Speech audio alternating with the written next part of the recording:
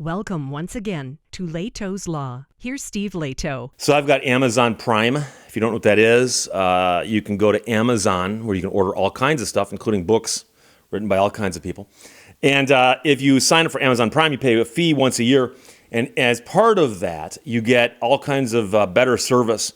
And when you first signed up for it, I think it's changed over the years, but when you first signed up for it, they said, Amazon Prime members, you order something, we'll do our best to get it to you tomorrow, overnight shipping, at no charge to you.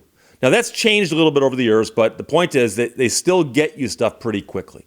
And I do still like to shop locally, but I've found things that I can't find locally that I found on Amazon, so I buy them there. I've also had situations before where I don't have time to go to the store, so I order off Amazon. And the weirdest thing has happened over the years. Amazon has gotten better and better on some levels of delivering service when it comes to actually getting stuff to you. And believe it or not, the pendulum has actually swung so far now that due to how they do the deliveries, they've actually got too many people working on it to the point where it's now screwing things up. And this can't just be me. So if you've had issues with Amazon after hearing what I'm about to describe, please weigh in below, because I'm convinced that this has got to be happening elsewhere. So over the years, I've ordered stuff from Amazon, and I've been surprised. I remember about 2 months ago, I was online looking for something I couldn't find. I found it on Amazon, and it goes, if you order this within the next 15 minutes, you'll get it today. Not overnight, you'll get it today. It was around lunchtime, 12:30, something like that. I ordered it, and sure enough, it got delivered about 4 o'clock that afternoon. I got it the same day. Now, I know there's Amazon warehouses and distribution centers scattered all over the nation. I know where a couple are near me, so I suspect they've got cars coming and going all day long and vehicles coming and going all day long, and they probably just figured out, hey, we've got a vehicle going by your place this afternoon. If you buy it in time to get it on that vehicle, it's going to show up. So that's the fastest I've ever had something happen. Literally, ordered at lunchtime, had it that afternoon. Not a problem. Lately, however, I've noticed, by the way, that Amazon uses a bunch of different delivery vendors. So they use FedEx, they use UPS, occasionally they use the Postal Service, and they use their own drivers, but their own drivers fall into two different categories. You'll see people actually in a vehicle that's branded Amazon Prime. It's a Prime delivery van. You'll also see people in their own personal cars, and I suspect it's a gig economy, kind of like Uber, where you can sign up and say, I'll deliver packages for you in my own car. So all of the other people find me just fine, regardless of who I'm ordering from or what it is I'm getting. The mail person finds me, UPS finds me, FedEx finds me. Amazon Prime van drivers find me, but the non-van drivers have a problem. And so a couple weeks ago, I got a note saying, we've just delivered something to your place. And I go out and look, it's not there. It's not there. So I look at the picture they sent. It's a photograph of a front door I don't recognize that my package is in front of. So they send you a picture, say, here's your package sitting on your porch. That ain't my porch. And I'm looking at it going, I don't even recognize that door. So I'm like, where is that? I don't even know where that is. So I went down to the street. I'm walking up and down the street looking at doors. And all of a sudden I realized that for whatever reason, the driver had delivered it to a house on the other side of the street, down a ways, and not the front door, but the side door. That's why I didn't recognize the door. So I see my package, I walk over, look, my name's on it, so I pick the package up and I go home with it. So now I'm aware of the fact that at least one driver is confused. A few more things get delivered properly, then it happened again. It happened again. And I'm like, okay, I don't know what to do here. I've spoken before about odds and evens, and I met somebody the other day who told me they didn't know this. But many people don't know, and apparently this includes Prime delivery drivers, that in many places, I'm not going to say all, but in many places in America, the even-numbered addresses are on one side of the street, the odds are the other. So if you're looking for 1420 on a street, and you go by and you see the evens are here and the odds are there, stop looking over here. It's not going to be over here. It's going to be in the evens. Almost always.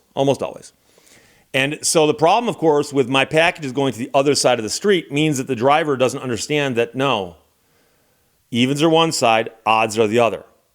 So when you look at my address and see the house numbers, you at least should know which side of the street I'm on, right?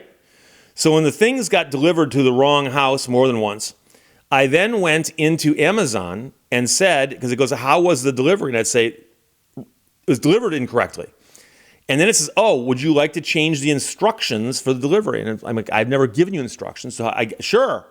So I went in and I filled in an explanation of how to find my house. Among other things, which side of the street is on. So I actually wrote, it is on the other side. I said which side, using a direction off the compass. And then I said, so it's there, and I described the house. And then all of a sudden, boom, stuff starts showing up at the correct house, at my place. When I order it, I want there to be a congruence between things I order and things I get. I want that to match up somehow. So I just wanted to use the word congruence once today. Now I've used it twice. So I went online yesterday because I'd gone to the store and bought all the things on my list. And I got home and I forgot one thing. I forgot one thing. And it's furnace filters. I wanted to get a couple furnace filters for my furnace. And I forgot them. And I'm not going to drive, I don't want to drive all the way back out there just to get furnace filters. I could wait till the next time I go shopping, but I don't know when that's going to be. And I kind of wanted to do it now because it just occurred to me.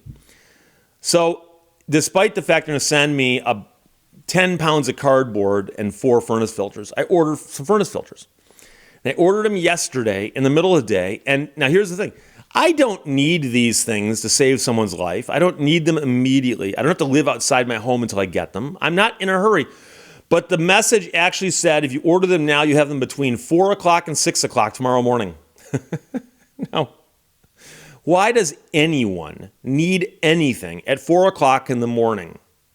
Don't get me wrong, I'm sure there's examples, but my point is that when someone's simply ordering furnace filters, they could just say, we'll have it to you tomorrow. But it actually said you will have them between 4 a.m. and 6 a.m. tomorrow if you order them right now. So I thought, okay, well, I ordered them. I thought, okay, whatever, they'll show up tomorrow. So this morning I get up, I turn on my phone as I often do when I wake up in the morning. And all of a sudden I get a bunch of messages like I always do because my phone's been off all night, right? Emails, texts, all kinds of stuff. And I see 2 messages from Amazon. And now this is 7 o'clock in the morning. And it goes 2 messages from Amazon. The first one says, driver was unable to get into your building to make a delivery. Therefore, the delivery was not completed. You need to fill out better instructions to get into your building. And then a second email from Amazon, it goes, you need to update your delivery instructions so that people delivering to you can get into your building and your lockbox so they can deliver objects and packages to you. Never mind the fact I've had all kinds of stuff delivered the last few weeks, as I just told you. And going way back, I've had all kinds of stuff delivered to me with no problems. This has just started recently. And so I went in, and where it says, building security code, I wrote none. And then where it says Dropbox combination, I wrote none. But I'm thinking to myself, how confused do you have to be to look at someone's house and go, well, I can't get into that building at 4 o'clock in the morning? Trust me, you don't want to get into my house at 4 o'clock in the morning. It wouldn't be good. I don't want you in my house at 4 o'clock in the morning. And I never invited Amazon in. And so what apparently happened, and by the way, I had one other thing I could check. I have security cameras. So I went and looked, and sure enough, at 4:34 this morning, a car, not an Amazon Prime van, but a car, came up my driveway, pulled up to my garage, backed up, and drove away. And the timestamp on that pulling up, backing up, and driving away was within 1 minute of me getting a thing from Amazon saying, we couldn't get into your building. And now, I don't need to get too heavily into this, but I live in a house. Now, I understand a house is a building. But if I asked you, do you live in a building or a house? You'd probably go, well, if I live in an apartment, that's a building. If I live in a freestanding structure with a yard around it, that's a house. Technically speaking, a house is a building. But when I say to you, I couldn't get into the building because I didn't have a building code. I didn't have the combination. I didn't have the lobby code or whatever it is they asked for. A house? You don't need that for a house. And so what I think happened was some of these people are being timed. It's very, very important how fast they get these deliveries made. And anything that causes them to go even slightly out of their way, they don't want to do.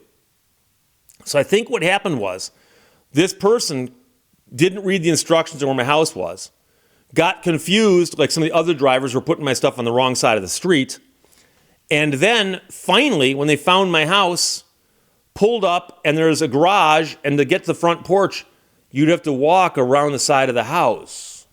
And so instead of walking around the side of the house and putting my furnace filters on the porch, they said, oh, couldn't get into the building because that was one of the choices they had in the pull-down menu as to why they couldn't complete the delivery. So the only question I have then is, if you're Amazon, and by the way, understand that there's literally entire levels of stuff at Amazon that are done by machines and algorithms. So chances are no human is going to look at what the driver put in the system at 4:30 this morning and what I put in response to it. But this is my problem, is if I've had other Prime delivery drivers find me just fine, and I clearly live at a house, when one driver says, I couldn't get into this man's building because I needed a code, somebody should say, okay, there's a disconnect there. These two things don't line up. That's got to be a disconnect. Is that the kind of disconnect that will cause someone to go, oh, the algorithm should spot bizarre disconnects and we should take a look at them and find out what's going on? Because some Prime delivery driver right now is driving around with my furnace air filters in the back seat of his car, and he's wondering if he should come back and try to get past my security gate and my drop box information when he could just walk up to the porch and put it there. I don't know. But I've heard other stories from other people, problems they've had with deliveries, not just Amazon. But I find it so strange, and I completely understand, by the way, that they're using all these different entities to do their deliveries. And so it makes sense that not all of them will work exactly the same. But it's burdensome, it's troubling, it's disturbing, it's all of these things. When I know if I order something, it depends on who they give it to as to whether I'm going to get it or not. Because I've actually had things of mine where they said we delivered it and they showed a photograph of a house I couldn't find. I don't know where it went. And so if you complain to Amazon and go, hey, I ordered something, it didn't show up, even though it says this, that's not my porch. They'll actually tell you, and this is the response you get, it goes, wait 2 to 3 days, because a lot of items will turn up. Meaning that they're hoping the person's going to find it on their porch and go, oh, that's not supposed to be here. It's supposed to be 1 block over. And they're hoping that person will bring it to me, which has never happened. So that's my Amazon story. And I bet you've got one too if you've ever ordered from Amazon. So if you have, please let me know. If you haven't, let me know. And I know some people are going to argue and say, Steve, you know something, you shouldn't buy from Amazon. Well, number one, there are things that you can buy from Amazon you cannot find locally. They have that big of an inventory. That's one thing. And number two, I've had people say, Steve, as a writer, as an author, you write books and you promote Amazon? Doesn't Amazon heavily discount your books? Yes, they do. And guess who the number one seller of my books is? Amazon. Amazon sells more of my books than anybody else on earth.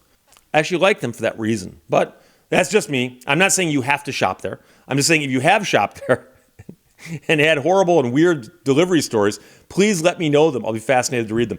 Questions or comments, put them below. Let's talk to you later. Bye-bye. Thank you for watching Lehto's Law. You want me to do something, just tell me I can't do it.